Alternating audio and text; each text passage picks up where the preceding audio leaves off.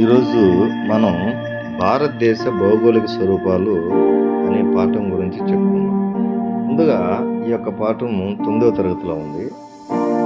ఈ 9వ తరగతిలో పిల్లలకి బాగా అర్థం అవటకు వాళ్ళే సొంతంగా ఒక మట్టితో ఒక నమూనాతో భారతదేశ భౌగోళిక స్వరూపాలు వాళ్ళ చేతే తయారు చేయించి వాళ్ళకి అర్థమయ్యే విధంగా వివరించాలని పిల్లలే సొంతంగా భారతదేశ భౌగోళిక స్వరూపాలు అనే ప్రాజెక్టుని వాళ్ళే తయారు చేశారు. భారతదేశం ముఖ్యంగా 6 భౌగోళిక స్వరూపాలు ఉన్నాయి.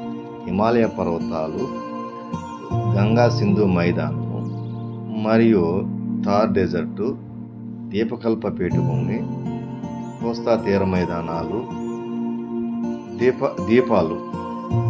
వీటిని పిల్లలకి బాగా అర్థం అవటకు వాళ్ళకి వాళ్ళే సొంతంగా తెలుసుకున్నటకు వాళ్ళే ఒక ప్రాజెక్ట్ రూపంలో అవి ఎలా చేయాలని పిల్లలే కష్టపడి మట్టిని తోటే భారతదేశం యొక్క పటాన్ని రూపొందించారు.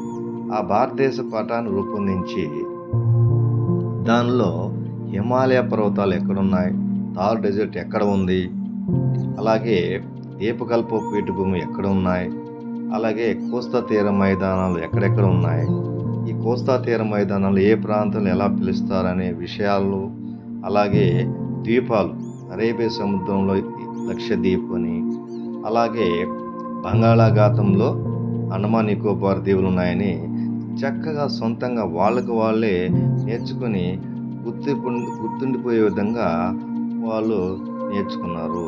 ఈ యొక్క ప్రాజెక్టును మా స్కూల్ హెచ్ఎం గారైన ధోరణేలు వై చెంచురామయ్య గారు, అలాగే కావలి డిప్యూటీ డిఓ గారు అయినటువంటి గౌరవనీయులైన శ్రీ రఘురామయ్య గారు సందర్శించి ఈ యొక్క ప్రాజెక్టుల ద్వారా పిల్లలకి చాలా చక్కగా అర్థమవుతుంది. కేవలం క్లాస్ రూమ్లోనే కాకుండా, తరగతి గదిలోనే కాకుండా పిల్లలు కూడా చక్కగా అర్థం చేసుకుంటారని పిల్లల్ని అభినందించారు.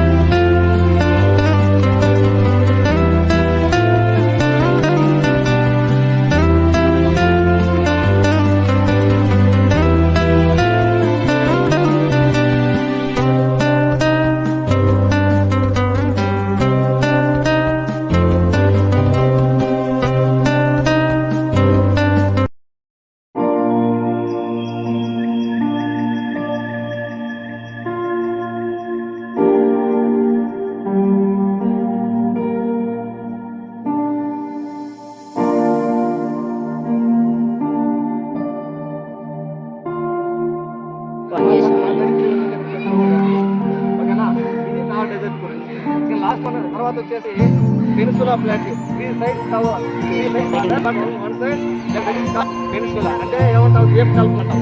అదంతా అదే, ఓకేనా, దీపకల్పం అంటాం. ఓకేనా, ఈ దీపకల్పంని మళ్ళా ఈ పక్క భాగాన్ని మాల్వా ప్లాట్యూ అంటాం, అటు పక్క దాన్ని చోటనగు ప్లాట్యూ అంటాం. ఈ మధ్యలో కొన్ని పర్వతాలు ఇవి బుందేల్ఖండ్ ఇంకా ఉన్నాయి కదా మధ్యప్రదేశ్. ఆ ప్రాంతంలో అక్కడ ఆ పర్వతాలు చక్కగా మంచి అడవి ప్రాంతం కూడా భారతదేశంలో కల్లా ఎక్కువ అడవుల ప్రాంతం కూడా ఆ ప్రాంతమే ఎక్కువగా. ఓకేనా, అలాగే తర్వాత వచ్చేసి ఇది మనం ఈ దక్కన్ ప్లాట్యూలో అంటే పెనిసులా ప్లాట్యూలో కొన్ని నదులు పుడతాయి. గోదావరి, కృష్ణ, పెన్నా నది పుట్టి ప్రవహిస్తూ ఉంటాయి. ఎక్కడ కలుస్తాయి? బెంగాల్లో కలుస్తాయి. ఓకేనా, అదే తర్వాత వచ్చేసి ఇదిగో సముద్ర తీర ప్రాంతం ఉంది మనకు 9 స్టేట్స్లో, Gujarat to Tamil Nadu, west Bengal to Tamil Nadu. అంటే ఆ యొక్క సముద్ర తీర ప్రాంతాన్ని ఒక్కో రాష్ట్రం ఒక్కో విధంగా పిలుస్తారు. ఓకేనా, ఇప్పుడు ఇది west coast plain, east coast plain. ఓకేనా, సముద్ర తీర ప్రాంతాల వల్ల మనకు ఉపయోగాలు తెలుసు కదా, చేపలు దొరుకుతాయి, ఇవన్నీ దొరుకుతాయి. ఈ ప్రాంతం అంతా అదే. ఓకేనా, అది అయిపోయిన తర్వాత ఐలాండ్స్, మనకు 2 ఐలాండ్స్ ఉన్నాయి. అరేబియన్ సీలో లక్షద్వీప్ ఉంది, 32 స్క్వేర్ కిలోమీటర్స్. దీంట్లో వచ్చేసి బే ఆఫ్ బెంగాల్లో అండమాన్ నికోబార్ ఐలాండ్స్ ఉన్నాయి. ఓకే, వచ్చేసి మనం మొత్తం